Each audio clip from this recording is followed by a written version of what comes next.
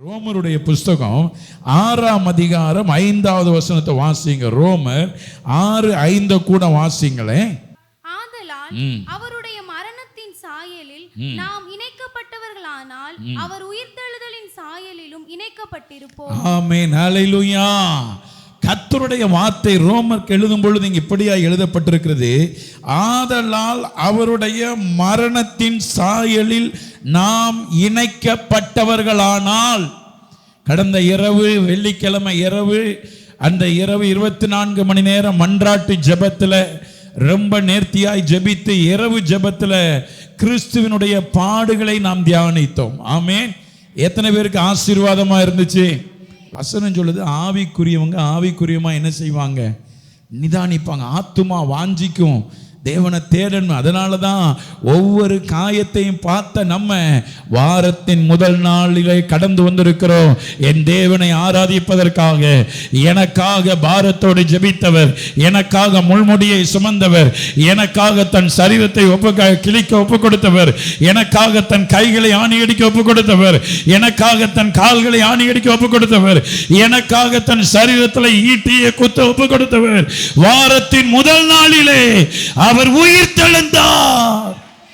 அந்த உயிர்த்தெழுந்த வல்லமைதான் உங்களை என்னையும் கொண்டு வந்து நிறுத்தி இருக்கிறது. ஆமென், ஹல்லேலூயா.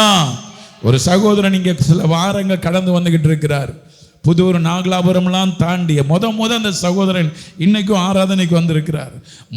அந்த சகோதரன் இங்க வந்த பொழுது அவர் என்கிட்ட வந்து ஜெபிக்க வந்தார். வந்தபோது கேட்டேன், உங்கள் பேர் என்ன? பேரை சொன்னார். ஊர் என்ன? ஊரை சொன்னார். இங்கேருந்து ஏறக்குறைய 40 கிலோமீட்டர் தாண்டி இருக்கும். எதில் வந்தீங்க? பைக்கில் வந்தேன். அந்த சகோதரன் சொன்னார், எப்படி இங்கே வந்தீங்க? நானும் ஒரு போதகருடைய பேரை சொல்லி அவர் காரைக்குடி பக்கம் இருக்கிறாங்க, நானும் அவங்களும் பள்ளி தோழன்.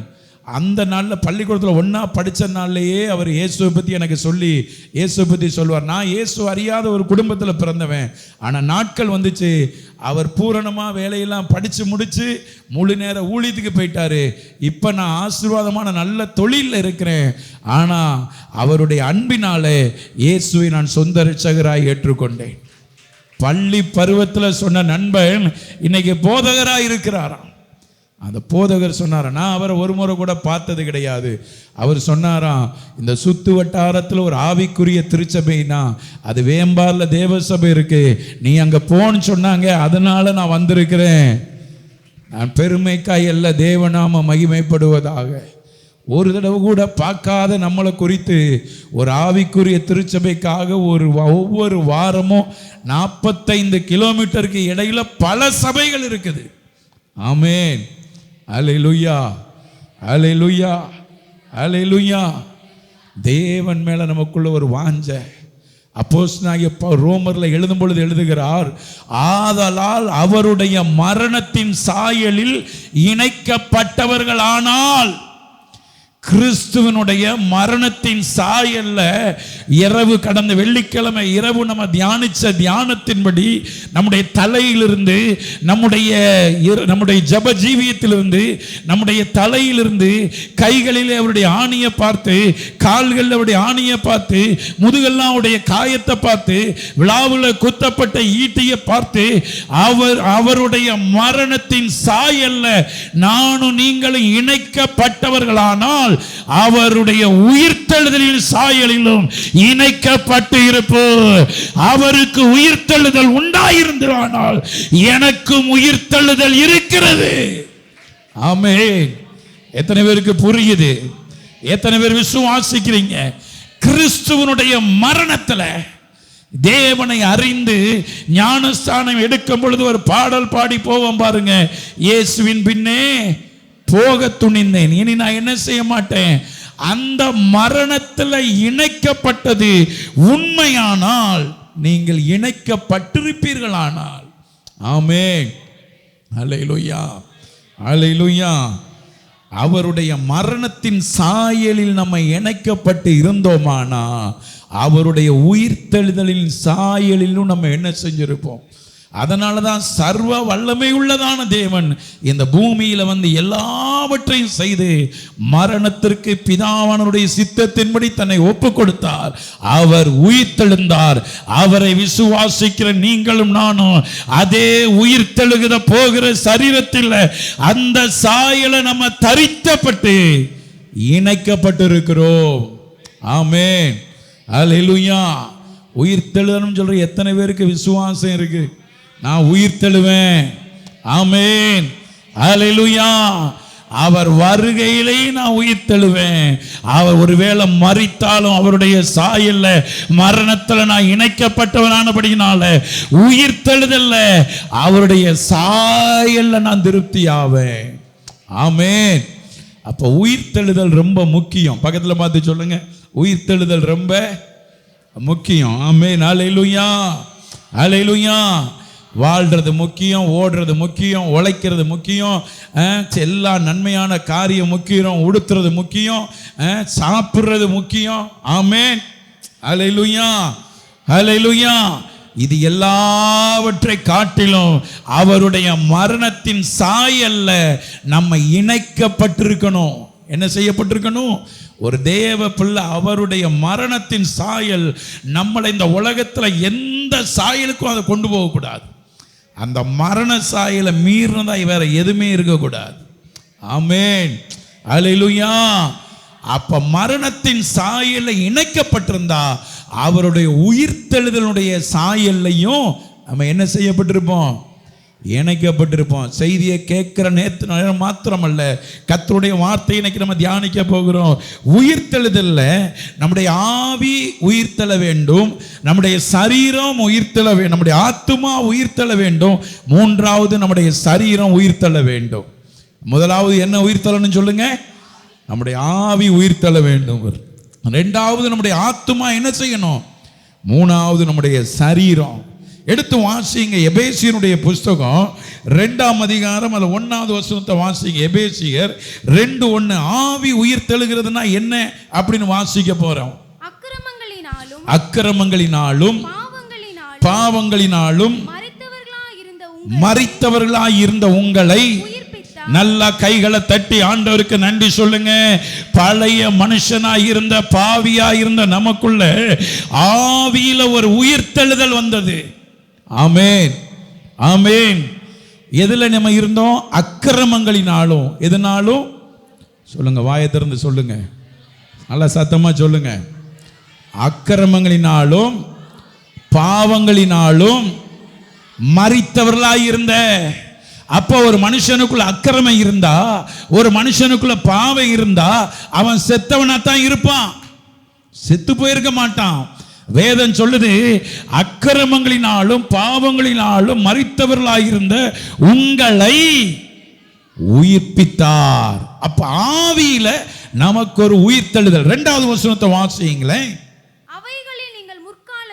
அவைகளிலே நீங்கள் முற்காலத்திலே இவ்வுலக வழக்கத்திற்கு ஏற்றபடியாகவும் கீழ்ப்படியாமையின் பிள்ளைகளிடத்தில் இப்பொழுது கிரியை செய்கிற ஆகாயத்து அதிகார பிரபுவாகிய ஆவிக்கேற்றபடியாகவும் நடந்து கொண்டீர்கள். ஆமென்.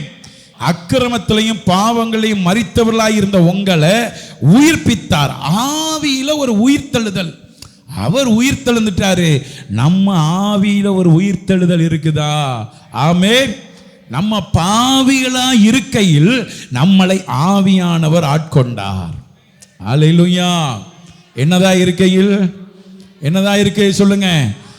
நம்ம பாவிகளா இருக்கையில் ஆவியானவர் நம்மளை என்ன செய்தார் சொல்லுங்க?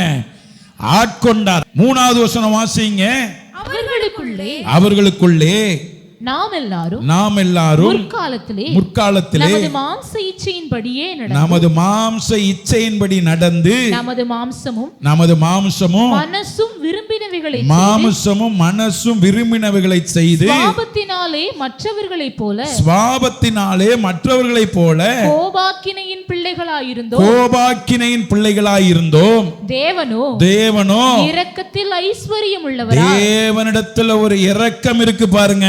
அதுதான் பெரிய ஐஸ்வர்யம். நல்லா கைகளை தட்டி ஆவியில உயிர்த்தெழுகிற ஒரு மனுஷன் புரிந்து கொள்ள வேண்டும், எனக்கு எது ஐஸ்வர்யம்னா என் தேவனிடத்தில் இருக்கிற இரக்கம் தான் ஐஸ்வர்யம்.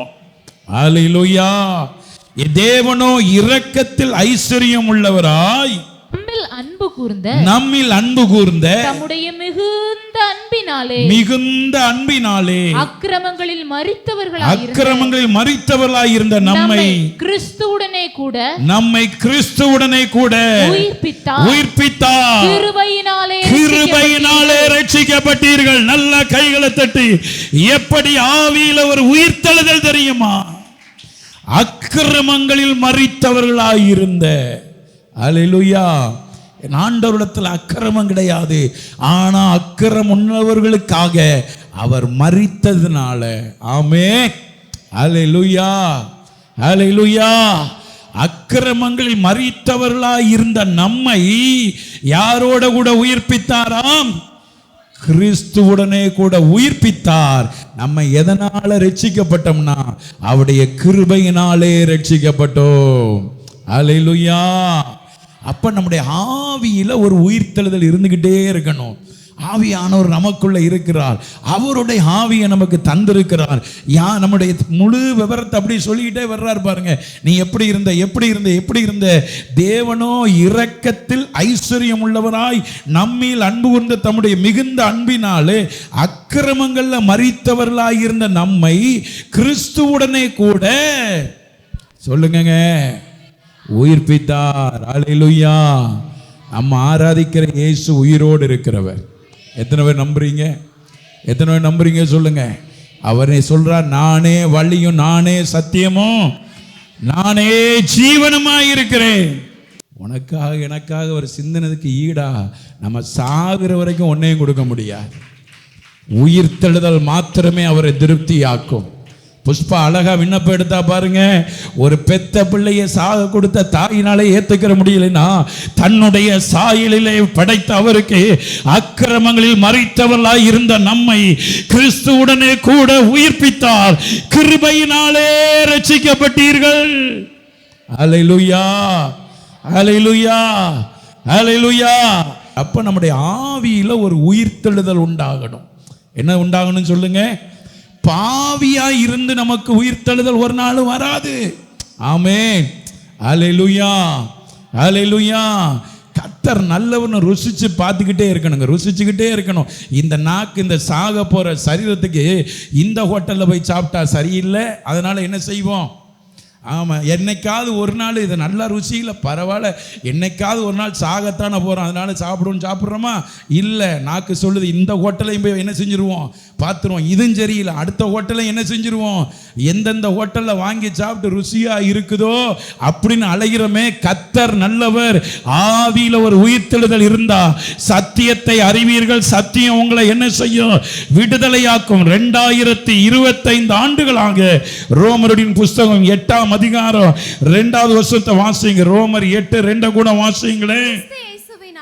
கிறிஸ்து இயேசுவினாலே ஜீவனுடைய ஆவியின் பிரமாணம் என்னை பாவம் மரணம் என்பவைகளின் பிரமாணத்தினின்று ஆவியில ஒரு உயிர்த்தெழுந்த மனிதன் எப்படியாய் சொல்லுகிறான்?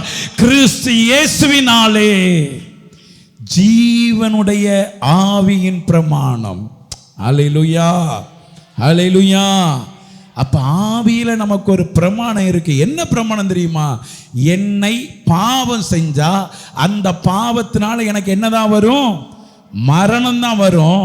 இந்த ஆவியின் உயிர்த்தெழுதலை என்னை என்ன செய்தனா, என்னை பாவம் மரணம் என்பவைகளின் பிரமாணத்தினின்று விடுதலை ஆக்கிற்று. நல்ல விடுதலையோட என்னுடைய ஆவி உயிர்த்தெழுதலுக்கு உண்டானது. அல்லேலூயா. அல்லேலூயா. ஃபாதர் அழகா பாடுகிறார், உயிர்த்தெழுதும் பொழுது உங்க சாயல்ல நான் திருப்தியாவ ஆண்டவரே. இயேசு கிறிஸ்துவினாலே ஜீவனுடைய ஆவியின் பிரமாணம் என்னை பாவம் மரணம். நல்லா புரிஞ்சுக்கோங்க. பாவத்துல இருந்தோம், சாபத்துல இருந்தோம், பொல்லாப்புல இருந்தோம், தீங்குல இருந்தோம், என்ன செய்தோம்னு தெரியாம இருந்தோம். அல்லேலூயா. ஹல்லேலூயா, ஹல்லேலூயா. இன்னைக்கு என்னை பாவ மரணம் என்பவர்களின் பிரமாணத்தினின்று என்னை விடுதலையாக்கிட்டார். அந்த ஆவியிலே உயிர்த்தெழுதல் உண்டானதுனால நான் பேசுகிற கேட்கிற தெய்வத்தை பார்க்கிறேன், என்னை பார்க்கிற தெய்வத்தை பார்க்கிறேன், நான் சொல்லுவதை என்னை கேட்டு என்னை ஆசீர்வதிக்கிற தெய்வத்தை நான் பார்க்கிறேன். ஹல்லேலூயா. நமக்கு ஒரு விடுதலையை கொடுத்திருக்கிறார். உயிர்த்தெழுதல் நமக்கு என்ன கொடுத்திருக்கு சொல்லுங்க? என்ன கொடுத்திருக்கு சொல்லுங்க? விடுதலையை கொடுத்திருக்கு. ஆமென். ஹல்லேலூயா, ஹல்லேலூயா, ஹல்லேலூயா. நமக்கு எல்லாவற்றிலும் உயிர்த்தெழுதல் ஆவியில ஒரு பெரிய விடுதலையை கொடுத்திருக்குது. ஆமென், ஆமென். நமக்கு எல்லா பாரத்தையும் அவர் சுமந்துட்டார். எல்லா பாரத்தையும் அவர் என்ன செஞ்சிட்டாரு? சுமந்துட்டார். நேற்று சாயந்தரம் கடைக்குள்ளே போயிட்டு வரும் பொழுது வேம்பாரில் இருக்கிற சிஎஸ்ஐ சின்ன ஐயரை பார்த்தேன். அவரை பார்த்த கடையில் நிற்கும் போது அவர் வந்தார். வந்துட்டு பாட்டு சொன்னார், ஐயா நல்லா இருக்கீங்களா? நல்லா இருக்கேங்க அப்படின்னு சொன்னேன். ஐயா நான் இன்னைக்கு ஈஸ்டர் சர்வீஸ் எப்படியா? நைட்டு ஆராதனை, இப்போ உயிர்த்தெழுதல் ஆராதனை எப்படியான்னு கேட்டார். காலையில் 10 மணிக்கு தான் ஐயா, எப்பயும் போல் அப்படின்னு சொன்னேன். உங்களுக்கு ஏன் அப்படின்னு சொன்னேன். நைட்டு நமக்கு 12 மணிக்குயா. ஐயா நமக்கு 7 சபையை பார்க்கணும்யா. எத்தனை சபையை பார்க்கணும்? 7 சபையிலையும் உயிர்த்தெழுந்தாரு நாங்கள் சொன்னால் தான் நாங்கள் உயிரோடு என்ன செய்ய முடியும். எனக்கு ரொம்ப யோசனையாக இருந்துச்சு. அவர் சொன்னார், நான் ஆராதனை 2 பெரிய ஐயாவும் நாங்களும் முடிச்சிட்டியா ஐயா. நான் மற்ற காரியத்தெல்லாம் முடிச்சுட்டு இருக்கிறக்கல ஐயா 2வது ஆராதனையை போய் மேல்மாந்தில் துவங்கிடுவாங்க. 2வது ஆராதனை ஐயா போய் முடிக்கிறக்கல நான் 3வது ஆராதனையை போய் எதனைப்பட்டியில் துவங்கிடுவேன். 2 பேரும் எதனைப்பட்டியில் சேர்ந்து 4வது ஆராதனை விருசம்பட்டி, 5வது ஆராதனை அங்கிட்டு என்னமோ விருசம்பட்டி வேடப்பட்டி, 6வது ஆராதனை ஊசி மெசியாபுரம், 7வது ஆராதனை தங்கமால்புரம். நான் யோசித்து பார்த்தேன், இயேசு உயிர்த்தது உண்மையாக அவருக்கு தான். கண்டிப்பாக அவருக்காகத்தான் இயேசு என்ன செஞ்சுருக்கிறார்? உயிர்த்திருக்கிறார். இந்த 7 ஆராதனையும் முடிச்சுட்டு தான் ஐயா நாங்கள் வந்து என்ன செய்யணும்? அப்போ நான் யோசித்து பார்த்தேன், நம்மளை அப்பா இதுக்கெல்லாம் விடுதலை ஆக்கிட்டாரே. கர்த்தர் நல்லவர். கைகளை தட்டி, நல்ல வேளை நம்ம ஒரு சாமியாராக போகலை, நம்ம ஒரு ஐயராக போகலை, நம்ம ஒரு பாஸ்டராக வந்ததுனால கர்த்தர் நம்மளை பாதுகாத்துக்கிட்டாரு. ஆமென், ஆமென், ஹல்லேலூயா. பாருங்க, ஜனத்தை எப்படியாவது போய் உயிர்த்தெழுதலை சொல்லணும். பாருங்க, அவங்களுக்கு அவ்வளவு ஒரு பாரத்தில் எப்படியாவது இதை சொல்லி முடிக்கணும். ஆனால் வசனம் சொல்லுது, என்ன பாவம் ஆண்டதுனால எனக்கு மரணம் தான், ஆனால் அந்த என்பவனுடைய பிரமாணத்தினின்று என்னை கர்த்தர் விடுதலையாக்கி விட்டார். ஆமென். அப்போ ஆவியில் நமக்கு ஒரு உயிர்த்தெழுதல் இருக்கணும். என்ன உயிர்த்தெழுதல் இருக்கணும் சொல்லுங்க? இப்போ செய்தி கேட்கும் பொழுது நம்ம உயிர்த்தெழுகிறோம். இதுதான் உண்மையான உயிர்த்தெழுதல். ஆமென். அடுத்து ஆத்துமாவில் உயிர்த்தெழுதல். எடுத்து வாசிங்க சங்கீதம் 119 அதில் 25 கூட வாசிங்களேன். சங்கீதம் 119 அதில் 25 வாசிங்களேன். என் ஆத்துமா மண்ணோடு ஒட்டி கொண்டிருக்கிறது, உமது வசனத்தின்படி என்னை உயிர்ப்பியும். சர்ச்சில் ஆவியில உயிர்த்தெழுதுட்டு அப்புறம் எப்படினாலும் எங்கே தான் போக வேண்டியிருக்கு சொல்லுங்க? சர்ச்சுக்கு வந்துட்டு எங்கே தான் போக வேண்டியிருக்கு சொல்லுங்க? வீட்டுக்கு தான் போக வேண்டியிருக்கு. உலகத்துக்குள்ளே எங்கே போக போகிறோம்? வீட்டுக்கு தான். என்ன போகிறோம்? போனால் இங்கே சங்கீதக்காரன் சொல்லுகிறார், என் ஆத்துமா மண்ணோடு என்ன செய்யுது? ஒட்டி இருக்குது. ஆமென், ஹல்லேலூயா, ஹல்லேலூயா, ஹல்லேலூயா. என் ஆத்துமா எப்படி இருக்குது? அப்ப ஆவியில உயிர்த்தெழுகிற மனிதன் ஆத்துமாவில் என்ன உயிர்த்தெழுதல் உண்டாகணும்னா வசனத்தின்படி ஒரு உயிர்த்தெழுதல் நமக்குள்ள இருந்துகிட்டே இருக்கணும். வசனம் இருக்க இருக்க இருக்க இயேசுவானவர் வாயில வார்த்தை இருந்ததுனாலதான் பிசாசை ஜெயித்தார். ஆமென். பக்கத்தில் பார்த்து சொல்லுங்க, வாயில வசனம் இருக்கணும், கர்த்தருடைய வசனம் இருக்கணும். ஆமென், ஹல்லேலூயா, ஹல்லேலூயா. வாயில கவிதை இருக்கக்கூடாது, வாயில கெட்ட வார்த்தை இருக்கக்கூடாது, வாயில தந்திரமா பேசலாம் இருக்கக்கூடாது. உங்க வாயில கர்த்தருடைய பிள்ளைகளுடைய வாயில என்ன இருக்கணும்? ஆத்துமா மண்ணோடு இருந்தா உயிர்த்தெழுதல் இருக்காது. ஆவியில உயிர்த்தெழுந்து போற பிள்ளைங்க, வசனத்தை கேட்டு போற பிள்ளைங்க வீட்டுல போனாலும் அந்த வசனத்தை தியானிச்சுக்கிட்டே இருக்கணும். எனக்கு ஆவியில ஒரு உயிர்த்தெழுதல் இருக்கு, அதனால அவருடைய மரணத்துல இணைக்கப்பட்டிருக்கிறதுனால அவர் உயிர்த்தெழுந்தது போல நானும் எந்த பிரச்சனை வந்தாலும் அந்த பிரச்சனையிலிருந்து உயிர்த்தெழ தேவன் எனக்கு உதவி செய்வார். அது குடும்ப பிரச்சனையோ, பிள்ளைகள் பிரச்சனையோ, தொழில் பிரச்சனையோ, என்ன பிரச்சனையா இருந்தாலும் தேவன் எனக்கு ஒரு உயிர்த்தெழுதலை கட்டளையிடுவார். அல்லேலூயா. வசனம் நம்மளை உயிர்ப்பிக்குங்க. ஆமென். என்ன உயிர்ப்பிங்கன்னு சொல்லுங்க? வசனம் நம்மளை என்ன செய்யும்? உயிர்ப்பிக்கும். ஆமென், ஹல்லேலூயா. டாக்டர்கிட்ட போகிறோம், டாக்டர்கிட்ட போனோன்னு டாக்டர் பார்க்குறாரு, நம்மளை பார்த்து நிறைய எழுதணும்னா எழுதி கடைசியில் மறந்துடாமல் இருக்கிறதுக்கு நம்ம எல்லாருக்கும் ஒரு ஃபைலை கொடுத்துட்றாங்க. என்ன கொடுத்துட்றாங்க சொல்லுங்கள்? என்னதை கொடுத்துட்றாங்க? ஆமாம், ஆஸ்பத்திரிக்கு போகும்பொழுது நம்ம படிக்காத பேப்பர்னு போய் வெளியே வரும்பொழுது ஒரு காலேஜ் பட்டத்தோடு வர்ற மாதிரி எதோடு வருவோம் சொல்லுங்கள்? ஒரு ஃபைல் அப்படி அணைச்சிக்கிட்டு ஒரு 5000 ரூபா 10,000 ரூபாய் பிடிச்சிட்டு அதில் சிடி ஸ்கேன்லாம் எடுத்திருந்தா கையிலையும் ஒரு தொங்கு பையை வச்சுக்கிட்டு போகும்போது சும்மா போயிருப்போம். அது வெளியே வரும்பொழுது டாக்டர் எல்லாத்தையும் எழுதிட்டு வெளியே வந்தோடனே கேட்போம், வீட்டில் வந்தோடனே கேட்பாங்க, என்ன எல்லாத்தையும் அவர் அப்படியே பையில் எழுதியிருக்கிறாரு. எதில் எழுதியிருக்கிறாரு? பையில் எழுதியிருக்கிறாரு. பையவும் கையில் கொடுத்து, அப்போ நம்ம மாமிசம் மண்ணோட அப்படியே நம்முடைய ஆத்துமா மண்ணோட ஒட்டி இருக்கு. இப்போ நீங்கள் வார்த்தையை எடுத்து சொல்லணும், அவர் படித்ததை ஃபைலில் எழுதியிருக்கிறாரு. என் அப்பா என்ன அவர் கையில் எழுதியிருக்கிறாரு. டாக்டரு படித்ததை அவர் ஃபைலில் எழுதியிருக்காரு. என் அப்பா என்ன படைச்சவர் அவருடைய கையில் எழுதியிருக்கிறாரு. ஃபைலை விட கையில் எழுத நாம் பாக்கியவான். ஆமென், ஹல்லேலூயா. டாக்டர் படிச்சதுல என்ன இருக்குன்னு ஆராய்ச்சி பண்ணியிருக்காரு. என் அப்பா என்ன படைச்ச சரீரத்துல உண்டானாலும் இல்லானாலும் எதையும் செய்ய அவரால் முடியும். என் ஆத்துமா மண்ணோடு ஒட்டி கொண்டிருக்கிறது. உமது வசனத்தின்படி என்ன செய்யும்? உயிர்ப்பியும். ஆமென், ஹல்லேலூயா, ஹல்லேலூயா. நம்ம ஆத்துமா வீட்டுக்கு போனாலும் சரி, வேலைக்கு போனாலும் சரி, எங்க சர்ச்சுக்கு வந்தா நல்லா உற்சாகமா இருக்குது. எப்படி இருக்கு சொல்லுங்க? சர்ச்சுக்கு வந்தா எப்படி இருக்கு சொல்லுங்க? உற்சாகமா இருக்குது, ஆவியில நிரம்பி அப்படி இருக்கிறோம். நிறைய பேர் சகோதரிமார் சொல்லுவாங்க, பேசாம சர்ச்சிலேயே இருந்துட்டா நான் நிம்மதியா இருந்துருவேன். நீங்க நிம்மதியா இருந்துருவீங்க, குடும்பம் பூரா தெருவுக்கு போயிடும். ஆமென். அதனால தான் நான் சொல்றேன், சீக்கிரம் செவிங்க, நல்லா செவிங்க. அவர் வந்துட்டாருன்னா நம்ம எல்லாரும் அங்கே போயிடலாம். அதை பற்றி கவலையே என்ன கிடையாது நமக்கு, யாரை பற்றி கவலை கிடையாது. நம்பிக்கை இருக்கு, எல்லாரையும் கூப்பிட்டுட்டு நான் போயிடுவேன். என் ஜெபம் வீணாகாது. என் ஆத்துமா உயிரோட இருக்கிற வரைக்கும் என் ஜெபம் ஒரு நாள் வீணாகாது. ஹல்லேலூயா. சங்கீதம் 19ஆம் அதிகாரத்தை எடுத்துக்கொள்ளுங்க. சங்கீதம் 19 அதுல 7வது வசனத்தை கூட வாசிங்களேன். கர்த்தருடைய வேதம் குறைவற்றதும். பாருங்க, ஆத்துமாவுல உயிர்த்தெழுதல் உண்டானா என்ன வசனத்தை குறித்து சங்கீதக்காரன் எழுதுகிறார்? இந்த கர்த்தருடைய வேதம் குறைவற்றதும் ஆத்துமாவை உயிர்ப்பிக்கிறதுமாய் இருக்கிறது. நல்லா புரிஞ்சுக்கோங்க, கர்த்தருடைய வேதத்தை நீங்க வாசிச்சா இந்த வேதம் என்னற்றது? குறைவற்றது. ஆமென், ஹல்லேலூயா, ஹல்லேலூயா. வீட்டில் நம்ம வீட்டுக்காரர் வரும்பொழுது ஏதாவது ஒரு காரியம் நகையை அடகு வச்சு இல்லை உழைச்சி ஒரு 500 ரூபா கட்டை கொண்டாந்து வீட்டில் கொண்டாந்து வைக்கிறோம். எடுத்து செலவழிக்க என்ன ஆகிருது சொல்லுங்க? இப்போல்லாம் நம்ம சொல்கிறது என்ன தெரியுமா? முதல்லாம் 100 ரூபாயை மாற்றினா கூட 2-3 நாளைக்கு இருக்கும். இப்போ 500 ரூபாயை மாற்றினா கூட சொல்லுங்க ஒரு நாள்லாம் கிடையாது, கொஞ்ச நேரம் கூட என்ன செய்ய மாட்டேங்குது, இருக்க மாட்டேங்குது. பார்த்தீங்களா, தலையை ரொம்ப வேகமாக ஆற்றிய பார்த்தீங்களா? அதான் வேதம் சொல்லுது, கர்த்தருடைய வேதம். நீங்கள் வீட்டில் வாங்கி வச்சிருக்கிற எத்தனை கட்டுனாலும் எடுக்க குறையும்.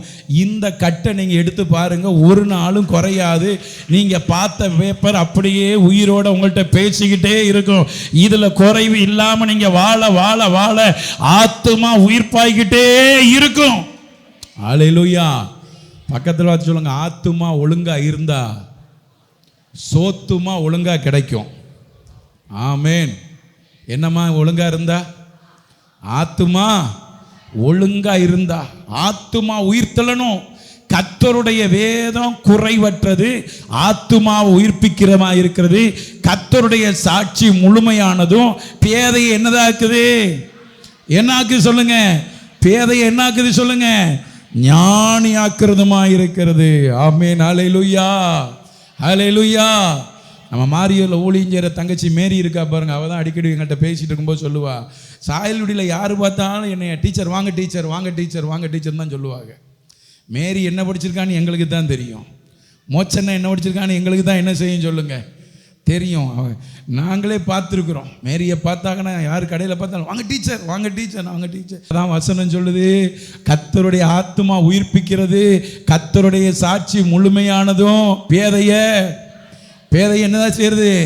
நம்ம மரிச்சு போன கருப்பாயி பாட்டி சொல்லுவாங்க, ஐயா நான் ஊர்லேருந்து கோட்டையிலேருந்து வருவேன், இந்த ஹேண்ட்பேக்கை போட்டு வந்தேன்னு சொன்னால் அவளுக்கு நம்மளை பார்த்து சிரிப்பாளுங்க.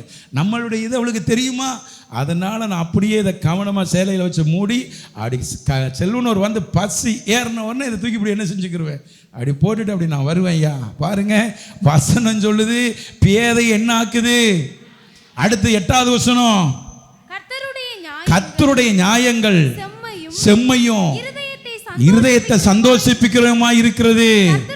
கர்த்தருடைய கற்பனை தூய்மையும் கண்களை தெளிவிக்கிறதுமா இருக்கிறது. நல்ல கைகளை தட்டி ஹல்லேலூயா. ஆத்துமாவுல உயிர்த்தெழுதல். ஆமென். ஹல்லேலூயா. பல்லாஸ்பத்திரிக்கு போனால் நம்ம முதல்லாம் பல்லாஸ்பத்திரிக்கு போக மாட்டோம். பல்லு வலிச்சா கிராம்பு வச்சுட்டு படுப்போம், சோகமாயிரும். பல்லு வலிக்கு நினச்சிட்டு படுப்போம், காலில் சோகமாயிரும். இப்போ பல்லாஸ்பத்திரிக்கு போனால் உடனே அவன் என்னதான் சொல்கிறாங்க, பல்ல புடுங்கணும், இல்லை வேறு சிகிச்சை பண்ணணும்னு சொல்கிறாங்க. இங்கே கண்ணாஸ்பத்திரிக்கு போனால் அவன் கண்ணை புடுங்கணும்னு சொல்கிறான். ஆமென். வயிற்ற வலின்னு போனால் அவன் வயிற்றை திறக்கணும்னு சொல்கிறான். நெஞ்சு வலின்னு போனால் அவன் நெஞ்சை திறக்கணும்னு சொல்கிறான். ஐயோ நம்ம என்ன செய்யறது? ஆமென். ஹல்லேலூயா. கர்த்தருடைய கற்பனை தூய்மையா இருக்கப்பா, அது உன் கண்களை தெளிவிக்கிறதுமா இருக்கிறது. 9வது வசனத்தை வாசியுங்களேன். ஆத்துமாவுல உயிர்த்தெழுதல் கர்த்தருக்கு பயப்படுகிற பயம் சுத்தமும் என்றென்றைக்கு நிலைக்கிறதுமா இருக்கிறது. கர்த்தருடைய நியாயங்கள் உண்மையும் அவைகள் அனைத்தும் நீதியுமா இருக்கிறது. 10வது வசனம், அவை பொன்னிலும் மிகுந்த பசும்பொன்னிலும் விரும்பப்படத்தக்கவையும் தேனிலும் தேன் கூட்டிலிருந்து ஒழுகும் தேனிலும் மதுரமுள்ளவளுமாய் இருக்கிறது. 11வது வசனம், அன்றியும் அவைகளாலும் அது அடியேன் எச்சரிக்கப்படுகிறேன், அவைகளை கை கொள்ளுகிறதால் மிகுந்த பலன் உண்டு. நல்ல கைதட்டி ஆத்துமாவிலே ஒரு உயிர்த்தெழுதல். ஹல்லேலூயா. ஆத்துமா உயிர் தெழணும் சொன்னா வசனத்தில் நீங்க உயிரடைஞ்சிருக்கணும். ஆமென். ஹல்லேலூயா. டாக்டர்கிட்ட போறீங்க, சீட்டில் எழுதி 3 மாத்திரை காலையில் மத்தியானம் சாப்பிட்றதுக்கு முன்னுக்கா சாப்பிட்றதுக்கு பின்னுக்கா வாங்கிட்டு வந்து முழிச்சு பார்க்குறியே. எந்த மாத்திரையும் முன்னுக்கு போட்டுறக்கூடாது, எந்த மாத்திரையும் பின்னுக்கு என்ன செஞ்சிடக்கூடாது. முழிச்சு அதை பார்க்குறியே. டாக்டர் முன்னுக்கு எழுதியிருக்காரா, டாக்டர் பின்னுக்கு எழுதியிருக்காரா. ஐயோ இதை போடலாட்டி நான் என்ன செஞ்சு போயிடுவேன், செத்து போயிடுவேனே, பயப்படுறியே. சாகுன்னா பயமா இருக்கு. பக்கத்தில் பார்த்து சொல்லுங்க, சாகுன்னா பயமா இருக்கு. அங்க ஆண்டவர் சொல்றாரு, நீ உன் ஆத்துமா ஆவி உயிர்த்தெழுதணும். உன் ஆத்துமா என்ன செய்யணும்? உயிர்த்தெழணும். ஆமென். ஹல்லேலூயா. இந்த வசனத்தை பாருங்க. அன்றியும் அவைகளாலும் அது அடியேன் என்ன செய்யப்படுகிறேன், அவைகளை கை கொள்ளுகிறதுனால என் ஆத்துமா எப்பொழுதும் உயிரோட இருக்கும். நல்லா கைதட்டி ஆண்டவருக்கு நன்றி சொல்லுங்க. கர்த்தர் நல்லவர், கர்த்தர் நல்லவர், கர்த்தர் நல்லவர், கர்த்தர் நல்லவர். ஆத்துமாவில் ஒரு உயிர்த்தெழுதல் இருக்கணும், ஆவியில் ஒரு உயிர்த்தெழுதல் இருக்கணும், ஆத்துமாவில் ஒரு உயிர்த்தெழுதல் இருக்கணும். ஏன்னா அவர் உயிர்த்தெழுந்தார்னா நானும் அவரோடு கூட உயிர்த்தெழுவேன். ஆமென். ஹல்லேலூயா. ஹல்லேலூயா. அவர் உயிர்த்தெழுந்திருக்கிறது உண்மையா இன்றைக்கு இருக்கிறதுனால எனக்கும் ஒரு உயிர்த்தெழுதல் இருக்கிறது. அதுவரை என் ஆவியில எனக்கு ஒரு உயிர்த்தெழுதல் உண்டு. அதுவரை என்னுடைய ஆத்துமாவில என்ன உண்டு? உயிர்த்தெழுதல் உண்டு. ஆமென். ஹல்லேலூயா. 3வது எடுத்து வாசிங்க. சரீரத்தில் உயிர்த்தெழுதல் எடுத்து வாசிங்க. ரோமருடைய புஸ்தகம் 4ஆம் அதிகாரம், ரோமர் 4 அதுல 19 கூட வாசிங்களேன். அவன் விசுவாசத்திலே பலவீனமாய் இருக்கவில்லை, அவன் விசுவாசத்திலே பலவீனமாய் இருக்கவில்லை. அவன் ஏறக்குறைய 100 வயதுள்ளவனாய் இருக்கும்போது அவன் ஏறக்குறைய 100 வயதுள்ளவனாய் இருக்கும்போது தன் சரீரம் செத்து போனதையும் சாராளுடைய கற்பம் செத்து போனதையும் எண்ணாதிருந்தான். ஆமென். ஹல்லேலூயா. சரீரத்தில் ஒரு உயிர்த்தெழுதல். 17வது வசனத்தை வாசிங்க.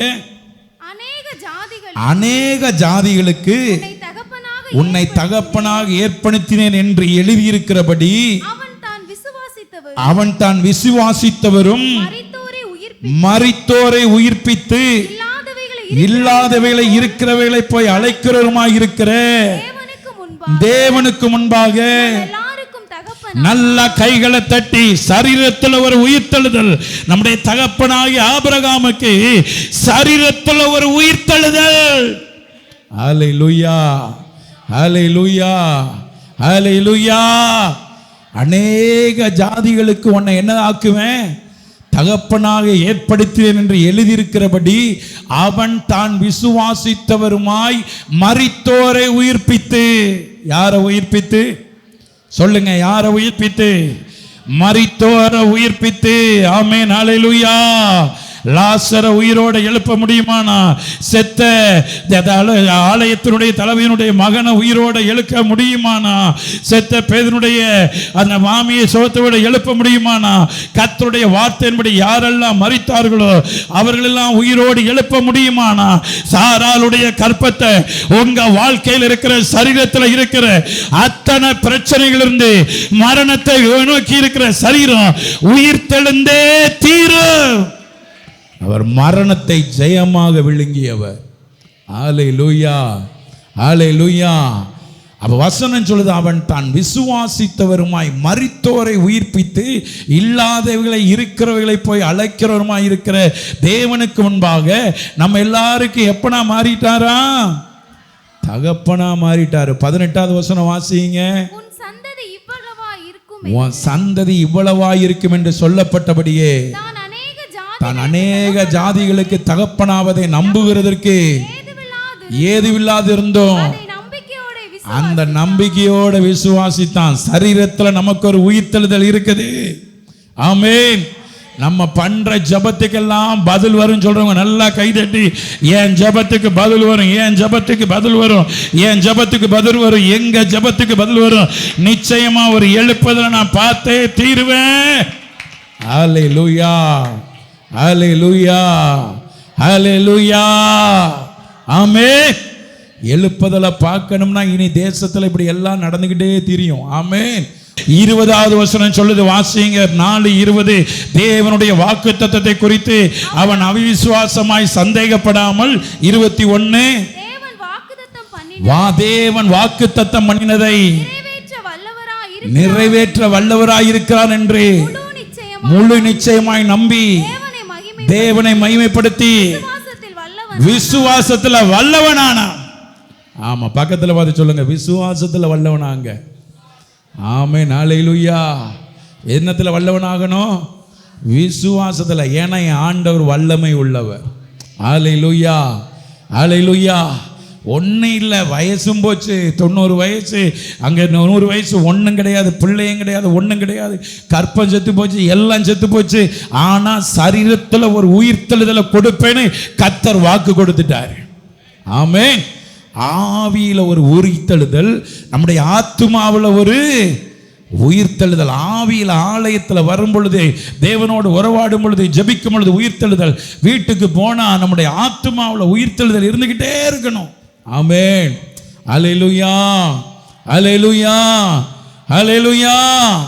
அடுத்து 3வது சரீரத்தில் ஒரு உயிர்த்தெழுதல். 22வது வசனத்தை வாசிங்க. ஆகையால் அது அவனுக்கு நீதியாக எண்ணப்பட்டது. 23வது வசனம். அது அவனுக்கு நீதியாக எண்ணப்பட்டது என்பது அவனுக்காக மாத்திரமல்ல நமக்காகவும் எழுதப்பட்டிருக்கிறது. 24வது வசனம். நம்முடைய கர்த்தராகிய இயேசுவை மரித்தோரிலிருந்து எழுப்பினவரை விசுவாசிக்கிற நமக்கும் அப்படியே எண்ணப்படும். சரீரத்தில் ஒரு உயிர்த்தெழுகிற வல்லமை, சரீரத்தில் ஒரு உயிர்த்தெழுகிற வல்லமை. இந்த உயிர்த்தெழுதலின் நாளிலே நம்முடைய கர்த்தராகிய இயேசுவை மரித்தோரிலிருந்து எழுப்பினவரை விசுவாசிக்கிற நமக்கும் அப்படியே எண்ணப்படும். ஆமென். 23வது வசனம் அழகான வசனம், எனக்கு ரொம்ப தொட்டுச்சு. அது அவனுக்கு நீதியாக எண்ணப்பட்டது என்பது ஆபிரகாமுக்கு மாத்திரமல்ல, வினோவுக்கு, உங்க பேரை சொல்லி சொல்லுங்க, ஆபிரகாமுக்கு மாத்திரமல்ல, உங்க பேரை சொல்லி எனக்காகவும் நமக்காகவும் எழுதப்பட்டிருக்குது. ஏன்னா 24வது வசனம் சொல்லுகிறது, நம்முடைய கர்த்தராகிய இயேசுவை மரித்தோரிலிருந்து எழும்பினவரை. நம்ம விசுவாசிக்கிற சும்மா சாதாரண ஆள் கிடையாது. ஆமென். கொஞ்ச காலம் வந்துட்டு போனவர் கிடையாது. ஐயா, நம்ம ஆண்டவர் 2025 ஆண்டுகளமோ நமக்காக வாழ்ந்து கொண்டிருக்கிறவர். நமக்காக ஏதாவது ஒன்றை செய்து கொண்டிருக்கிறவர். அதனால தான் அநேக தூரத்தில், இவ்வளவு தூரத்தில் இருந்து ஏன் ஓடி வர்றோம், எதற்காக ஓடி வர்றோம்? அவர் நம்முடைய கர்த்தராய் இயேசுவை மரித்தோரிலிருந்து எழுப்பினவரை விசுவாசிக்கிற நமக்கும் அப்படியே எண்ணப்படும். என் வாழ்க்கையில சரீரத்தில் உயிர்த்தெழுதல் உண்டாகும், என் வாழ்க்கையில சரீரத்தில் ஒரு உயிர்த்தெழுதல் உண்டாகும். அல்லேலூயா, அல்லேலூயா. கற்பம் செத்த ஆபிரகாமுக்கும் சாராளுக்கும் சரீரத்தில் ஒரு உயிர்த்தெழுதல். உங்க வாழ்க்கையில இந்த உயிர்த்தெழுதல் நாளில் எதெல்லாம் செத்து போய் இருக்குதோ இன்னைக்கு அதுக்கு ஒரு உயிர்த்தெழுதல் உண்டு. இந்த ஆலயத்துக்குள்ள நீங்க வெளியே போகும் பொழுது இந்த சுகமளிக்கிற நாளிலே நீங்கள் உயிர்த்தெழுவீர்கள். உயிர்த்தெழுதல் உண்டு தேவ பிள்ளையே. அல்லேலூயா, அல்லேலூயா. அவன் சொல்றான், இவன் சொல்றான், எவனும் சொல்லிட்டு போறான். ஆமென், அல்லேலூயா. நீங்க அப்படி சொல்றீங்க, நீங்க இப்படி சொல்றீங்க, எதை பத்தியும் நம்ம கவலைப்படவே வேண்டாம். என் ஆண்டவர் உயிரோடு இருக்கிறவர், அதனால நான் உயிரோடு இருக்கிறேன். கடைசியாக ஒரு வசனத்தை வாசிங்க. ரோமருடைய புஸ்தகம் 8ஆம் அதிகாரம் அதுல 11ஆம் வசனத்தை வாசிங்க. ரோமர் 8:11. அன்றியும் இயேசுவை மரித்தோரிலிருந்து எழுப்பினவருடைய ஆவி உங்களில் வாசமாய் இருந்தால், கிறிஸ்துவை மரித்தோரிலிருந்து எழுப்பினவர் உங்களில் வாசமாய் இருக்கிறதுனால தம்முடைய ஆவியினாலே சாவுக்கேதுவான உங்கள் சரீரங்களை உயிர்ப்பிப்பார். நல்ல கைகளை தட்டி ஒரு சரீரத்தில் ஒரு உயிர்த்தெழுதல் இந்த நாளில். அல்லேலூயா, அல்லேலூயா. சரீரத்தை உயிர்த்தெழச் செய்கிற தேவன் நம்மோடு கூட இருக்கிறார். ஆமென். நம்ம விசுவாசிக்கிறவர் இன்னாருன்னு அறிஞ்சிருக்காங்க. ஆமென், அல்லேலூயா. யாராவது சொல்றாங்க செத்து போயிடுவாங்களாம். என்ன ஆயிடுவாங்களாம் சொல்லுங்க? ஒரு விசுவாசியை பார்க்கும்போது செத்து போயிடுவோம். என்ன போயிடுவோம்? அப்படி செத்து போயிடுவியா அப்படின்னு கேட்கக்கூடாது. யாரு சொன்னா செத்து போவோன்னு சொல்லி, யாரு சொன்னா அப்படின்னு கேட்கணும். அதோட உயிர் வரணும். அங்கே என்ன வரணும் சொல்லுங்க? என்ன வரணும் சொல்லுங்க? ஆமாம், விசுவாசி அப்படிலாம் சொல்லிக்கிட்டே இருக்கக்கூடாது. எப்படி இருக்குன்னு சொன்னால், ஆண்டவரே பேதுருவை கொண்டாங்கன்னு அவ்வளோ பேரும் ஜெபம் பண்ணிக்கிட்டு இருக்க, ஆண்டவர் இவன் ஜெபத்தை கேட்டு சிறைச்சாலையை உடைச்சி தூங்கிக்கிட்டு இருந்த பேதுருவை எழுப்பி சட்டையை போடுறா பேண்டை போடுறான்னு சொல்லி எல்லாம் கிளப்பி வாசல்லாம் திறந்து கொண்டு வந்து கதவை தொட்டுறா. இங்கே ரோத போய் கதவை திறந்துட்டு வந்து சொல்லுது, பேதுரு வந்துட்டாரு. சும்மா படி பேசாம இங்கே எதுக்கு ஜெபிக்கிறோம்? பேதுருவே வெளியே கொண்டு வாங்க. யாராவது டாக்டரு செத்து போயிருன்னு சொல்லிட்டாங்க. யாரு சொன்னா? டாக்டர். இயேசு சொன்னாரா செத்து போவான்னு? அவர் இப்படி சொல்லுவார். அவர் சொல்ல மாட்டார்ல. பக்கத்தில் சொல்லுங்க, அவர் சொல்ல மாட்டார்ல. அப்ப அவர் சொல்லலைன்னா நீ சாக மாட்டீல. ஆமென், ஆமென்.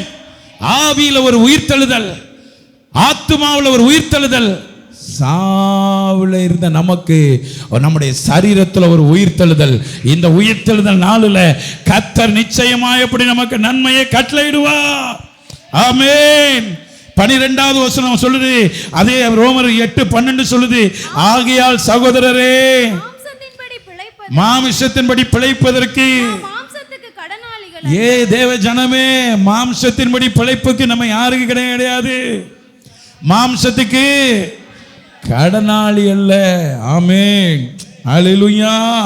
13வது வசனம் சொல்லுது, மாம்சத்தின்படி பிழைத்தால் ஆவியினாலே சரீரத்தின் செய்கைகளை அழித்தால் பிழைப்பீர்கள். நல்ல கைகளை தட்டி ஆவியில் ஒரு உயிர்த்தெழுதல், மாம்சத்தில் ஆத்துமாவில் ஒரு உயிர்த்தெழுதல், சரீரத்தில் உயிர்த்தெழுதல்.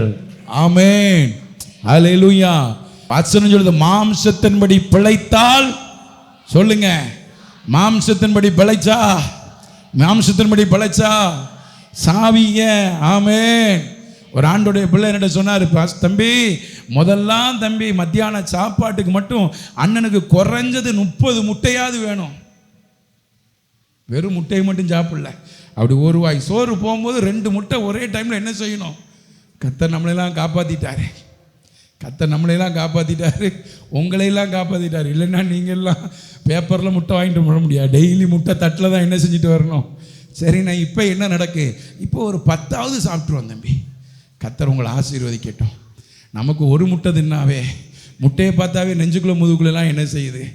அடைக்குது. சாதாரண 30 முட்டை தின்னுக்கிட்டு இருந்திருக்காரு. இவங்க சொல்லுவாங்க ஹார்லிக்ஸை குடிங்க, இங்கே போனால் போன்விட்டாவை குடிங்க, இங்கே போனால் பூஸ்டை குடிங்க, இங்கே போனால் அங்கே போனால் அங்கே போனால் இங்கே போனால் இப்படியெல்லாம் நம்ம குடித்தா நல்லது தான். குடிக்க வேணாம் நான் சொல்லலை, குடிங்க, எதையாவது ஒன்றை குடிங்க. எதை குடிக்கிறீங்களோ இல்லையோ இயேசுவின் ரத்தம் செய்யும், இயேசுவின் ரத்தம் செய்யும், இயேசுவின் ரத்தம் செய்யும் சொல்லி இந்த வார்த்தையை சொல்லிக்கிட்டே இருங்க. மாம்சத்தின்படி பிழைத்தால் சாவீர்கள், ஆவியினாலே சரீரத்தின் செய்கைகளை அழித்தால். ரோமர் 8:11 தெளிவா கர்த்தருடைய வார்த்தை சொல்லுது. அன்றியும் இயேசுவை மரித்தோரிலிருந்து எழுப்பினவருடைய ஆவி உங்களில் வாசமாயிருந்தால். ஆமென். அவருடைய ஆவி நமக்குள்ள வாசமாக இருந்தா இந்த ஆவி உயிர்த்தெழுந்திருக்கும், இந்த ஆத்துமா உயிர்த்தெழுந்திருக்கும், இந்த சரீரம் உயிர்த்தெழுந்திருக்கும். எழுப்பினவருடைய ஆவி உங்களில் வாசமாக இருந்தால், கிறிஸ்துவை மரித்தோரிலிருந்து எழுப்பினவர் உங்களில் வாசமாக இருக்கிற தம்முடைய ஆவியினாலே சாவுக்கு ஏதுவான உங்கள் சரீரங்களை சொல்லுங்க சொல்லுங்க. ஒரு நாளையும் அப்பா உயிர்த்தாருங்க. 2025 ஆண்டுகளாய் இன்றைக்கும் ஆவியில உயிர்த்தெழுதலை கொடுக்கிறார், ஆத்துமாவில உயிர்த்தெழுதலை கொடுக்கிறார், சரீரத்தில் உயிர்த்தெழுதலை கொடுக்கிறார். அந்த உயிர்த்தெழுத வல்லமை இன்றைக்கு இந்த ஆலயத்துக்குள் இருக்கிற உங்கள் ஒவ்வொருவரையும், உங்களையும் உங்கள் சந்ததிகளையும் உங்கள் சந்தானங்களையும் பற்றி பிடிப்பதாக ஒரு உயிர்த்தெழுதலின் மகிமை, ஒரு உயிர்த்தெழுதலின் மகிமை வாய்விட்டு கூப்பிடுகிற ஜனத்துக்குள்ள ஆவியில ஒரு உயிர்த்தெழுதல், ஆத்துமாவில் ஒரு உயிர்த்தெழுதல், சரீரத்தில் ஒரு உயிர்த்தெழுதல் உண்டாவதாக இயேசுவின் நாமத்தினாலே. ஆமென் ஆமென். என் ஆண்டவர் உயிரோடு இருக்கிறார். என் ஆண்டவர் எப்படி இருக்கிறார் சொல்லுங்க. என் ஆண்டவர் எப்படி இருக்கிறாரு? அவர் உயிர்த்தெழுதாருங்க. ஆமென். அல்லேலூயா அல்லேலூயா. ஒரு கல்லறைய உள்ள வச்சு, பெரிய கல்லா வச்சு, கல்லறைக்கு சீல் வச்ச ஒரு கல்லறைக்கு சீல் வச்ச ஒரு சம்பவம் நம்ம ஆண்டவருடைய கல்லறைக்கு தான். ஆமென் ஆமென். அந்த கல்லை ஒருவனால என்ன செய்ய முடியாது, ஒருத்தனா போனா என்ன செய்ய முடியாது, புரட்ட முடியாது. மரணம் அவரை தடுத்து நிறுத்த முடியவில்லையே, கல்லறையோ கட்டி காக்க முடியவில்லையே. யூத சிங்கம் கிறிஸ்து ராஜா வெற்றி பெற்றாரு. அவர் இன்றைக்கு உயிரோடு உயிர்த்தெழுந்தாரு. ஆமென் அல்லேலூயா. நான் பலகீனம் தான், எனக்குள்ள இருக்கிறவர் பலவான். நான் சாதாரணமானவன் தான், நான் சாமானியனானவன் தான், ஆனா உயிர்த்தெழுந்த வல்லமை இருக்குதே. அல்லேலூயா அல்லேலூயா. அது என்ன ஒரு நாளும் கைவிடாது. அந்த உயிர்த்தெழுதலுடைய வல்லமையினால ஆவியில் ஒரு உயிர்த்தெழுதல், ஆத்மாவில் ஒரு உயிர்த்தெழுதல், சரீரத்தில் உயிர்த்தெழுதல். வேத புஸ்தகத்தை கீழே வைத்து விட்டு அப்படி எல்லாரும் எழுப்பி நிற்க போகிறோம். இந்த மகிமை உங்களை சூழ்ந்து கடந்து போக போறீங்க. நீங்க இந்த வார்த்தை உங்களை நிச்சயமாய் நிறைவேறும். உங்க ஆவியில் ஒரு உயிர்த்தெழுதல் தேவ பிள்ளையே, உங்க ஆத்துமாவிலையும் ஒரு உயிர்த்தெழுதல், உங்க சரீரத்திலையும் ஒரு உயிர்த்தெழுதல். கர்த்தர் நல்லவர், கர்த்தர் நல்லவர், கர்த்தர் நல்லவர். ஆண்டவரை பார்த்து இந்த 2025ஆம் ஆண்டு, ஆண்டவரே இந்த உயிர்த்தெழுதலை நாங்கள் இந்த நாளில் மகிமையாய் நினைவு கூற எங்களுக்கு கிருபை பாராட்டினீரே. ஆண்டவரே, உலகம் முழுதும் உங்க உயிர்த்தெழுதலை சொல்லும் பொழுது எனக்கு ஆவியில ஒரு உயிர்த்தெழுதல் ஐயா, ஆவியில ஒரு உயிர்த்தெழுதல், அப்படியே ஆவியில உயிர்த்தெழுதல். ஓ, என் ஆவியில் ஒரு உயிர்த்தெழுதல் உண்டாகும் பொழுது நான் கடந்து போகிற இடமெல்லாம் என் ஆத்துமாவில் ஒரு உயிர்த்தெழுதல் உண்டாகும். தம்பி டேனி சொன்னது மாதிரி முழங்கால் போடும் பொழுது, ஜெபம் பண்ண உட்காரும் பொழுது ஒரு சோர்வா இருக்கும். 1 நிமிஷம் 2 நிமிஷம் 3 நிமிஷம் கடந்து போயிட்டுனா அதுக்கப்புறம் எத்தனை மணி நேரம் கடந்து போகுதுன்னே தெரியாது. 3வது சரீரத்தில் ஒரு உயிர்த்தெழுதல். இந்த உயிர்த்தெழுதல் நாளில் கர்த்தர் உங்கள் சரீரங்களை உயிர்த்தெழையே செய்வாராக, உயிர்த்தெழ செய்வாராக. அவருடைய வல்லமே தரித்து இந்த சுகமளிக்கிற ஆராதனையில் அநேகர் இந்த ஆலயத்துக்குள்ள வந்திருக்கிற ஆலயத்துக்குள்ளேயும் வெளியேயும் உங்களுடைய எல்லாவற்றிலும் கர்த்தர் ஒரு சுகத்தை கொடுக்க போகிறார். கரங்களை தட்டி உயிர்த்தெழுந்த வல்லமை, உயிர்த்தெழுந்த வல்லமை, உயிர்த்தெழுந்த வல்லமை. ஆவியில் ஒரு உயிர்த்தெழுதல் வேண்டும், ஆத்மாவில் உயிர்த்தெழுதல் வேண்டும், சரீரத்தில் உயிர்த்தெழுதல் வேண்டும். ஏன்னா என் ஆண்டவர் உயிர்த்தெழுந்தவர், நானும் உயிரோடு எழுந்திருப்பேன், நான் உயிரோடு எழுந்திருப்பேன். உயிரோடு எழுந்தவரே, உம்மை ஆராதிக்கிற நான் நிச்சயமாய் நான் உயிர் தழுவேன். அந்த நம்பிக்கை இருக்கணும். அதனாலதான் பவுல் சொன்னார், கிறிஸ்து எனக்கு ஜீவன், சாவி எனக்கு ஆதாயம். சாவி எனக்கு ஆதாயம். ஒரு காலத்துல உலகம் எனக்கு ஆதாயம்னு ஓடுனேன். ஆனா என்னைக்கு இயேசுவை நான் அறிந்து கொண்டேனோ, என் ஆவியில் ஒரு உயிர்த்தெழுதல், என் ஆத்துமாவில் ஒரு உயிர்த்தெழுதல், சரீரத்தில் ஒரு உயிர்த்தெழுதல். நல்ல போராட்டத்தை போராடினேன். பட்டயம் தீட்டப்பட்ட பொழுது பவுலுடைய வாயில வந்த வார்த்தை சரீரத்தில் உயிர்த்தெழுதல். நல்ல போராட்டத்தை போராடினேன், ஓட்டத்தை முடித்தேன். எனக்கு இந்த ஓட்டம் முடியும் பொழுது நான் ஓட்டம் நல்ல போராட்டமா போராடி இருக்கணும். ஆண்டவர் சமூகத்தில் இந்த உயிர்த்தெழுந்த மகிமை எங்களை அப்படியே மூடிக்கொள்வதாக. பரலோக பிதாவே, உம்மை துதிக்கிறோம்ப்பா. இயேசுவின் நாமத்தில் இந்த நல்ல ஆசீர்வாதமான நாள் இல்லை, உடைய மந்தையாகிய எங்களை உடைய கரத்தில் ஒப்பு கொடுக்கிறோம். ஊழியக்காரனுடைய மந்தையுடைய கரத்தில் நாங்கள் ஒப்பு கொடுக்கிறோம். எங்களோடு நீர் பேசின இந்த வார்த்தைகளுக்காய் ஸ்தோத்திரம். எங்களுடைய ஆவியில் ஒரு உயிர்த்தெழுதல், எங்கள் ஆத்துமாவில் ஒரு உயிர்த்தெழுதல், எங்கள் சரீரத்தில் ஒரு உயிர்த்தெழுதலோடு நாங்கள் இந்த நாளிலே நாங்கள் கடந்து போகிறோம். நீர் எங்களை உயிரடைய செய்திருக்க காய் ஸ்தோத்திரம். நீர் உயிரடைய செய்திருக்கிற காய் ஸ்தோத்திரம். எங்கள் ஆவியில் ஆத்துமாவில் சரீரத்தில் உயிர்த்தெழுந்த வல்லமையோடு நாங்கள் கடந்து போகும் பொழுது காற்றையும் பார்ப்பதில்லை, மழையும் பார்ப்பதில்லை, வாய்க்கால்களை நிரப்ப செய்வீர். அப்படிப்பட்ட ஒரு அபிஷேகத்தின் வல்லமை, அப்படிப்பட்ட ஒரு அக்கினியின் வல்லமை, அப்படிப்பட்ட ஒரு உயிர்த்தெழுதலுடைய வல்லமை என்னையும் எங்களையும் வாஞ்சிக்கிற பிள்ளைகளை நிரப்புவதாக, வாஞ்சிக்கிற பிள்ளைகளை நிரப்புவதாக, கேட்கிற ஜனத்தை நிரப்புவதாக. என் ஆண்டவர் அப்படி செய்யறதற்காய் ஸ்தோத்திரம். என் தேவன் அப்படி செய்யறதற்காய் ஸ்தோத்திரம். இயேசுவின் நாமத்தில் நல்ல பிதாவே.